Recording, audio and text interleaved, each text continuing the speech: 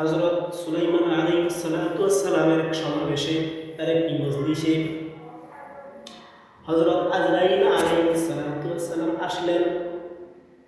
সুলাইমান আলাইহিস সালাতু ওয়াস সালাম আজরাইল আলাইহিস সালামকে খেয়াল করলেন, কিন্তু তাকে পরের বার দেখা গেল না। সেখানে এক ব্যক্তি,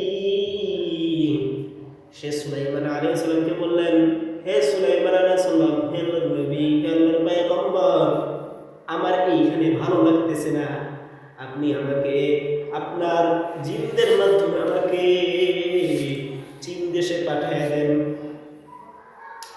হযরত সুলাইমান আলাইহিস সালাম তাই করলেন, তাকে চীন দেশে পাঠিয়ে দিলেন। তখন হযরত আজরাইল আলাইহিস সালাম সেখান থেকে চলে গেলেন। চলে যাওয়ার পর চীন দেশে যায় তার জান কবজ করলেন।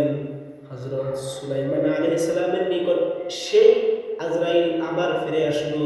তখন সুলাইমান আলাইহিস সালাম বলেন, হে ভাই আজরাইল, তোমাকে এখানে দেখলাম, হঠাৎ কেন? আজরাইল আলাইহিস সালাম বলে, হে সুলাইমান আলাইহিস সালাতু ওয়াস সালাম, এই যে একটু আগে আপনি যাকে চীন দেশে পাঠাইলেন, এই লোকটার মৃত্যু লেখা ছিল চীন দেশে, এবং মিনিট ছিল মাত্র 1 মিনিট। 1 মিনিট পরে তার জান কবজ করতে হবে, কিন্তু আমার মাথায় ঢুকছিল না তার মৃত্যু স্থান চীন দেশে লেখা ছিল, কিন্তু সে ছিল এই দেশে, অন্য দেশে।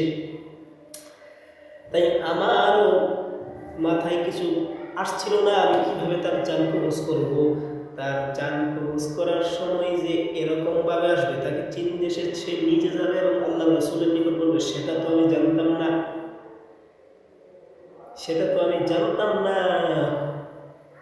অর্থাৎ যার যেখানে মৃত্যু সেখানে হবেই, আপনি যেখানেই থাকেন না কেন।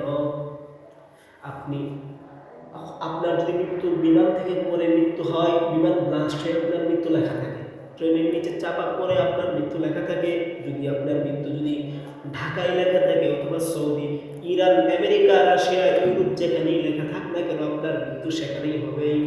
মৃত্যুর হাত থেকে আজ পর্যন্ত কেউ পলায়ন করতে পারেনি এবং কিয়ামত পর্যন্ত কেউ পারবে না।